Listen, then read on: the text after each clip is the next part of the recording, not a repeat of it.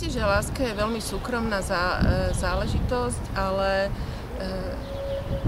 ľudia predsa sa aj vo verejných priestoroch prejavujú určitú nehu voči sebe a aby ľudia, ktorí sa mali radi, sa báli na ulici chytiť za ruku, pretože vedia, že by sa nad nimi pohoršovali iní, že by im dávali najavo svoje odsúdenie, tak to považujem za veľkú újmu a krivdu voči ľuďom. Myslím, že nik by sa nemal hanbiť za to, že má druhého rád a nemal by sa bať odsúdenia za to, že niekoho chytí za ruku alebo inak mu prejaví svoju náklonnosť. A ako to považujem za nespravodlivosť a diskrimináciu.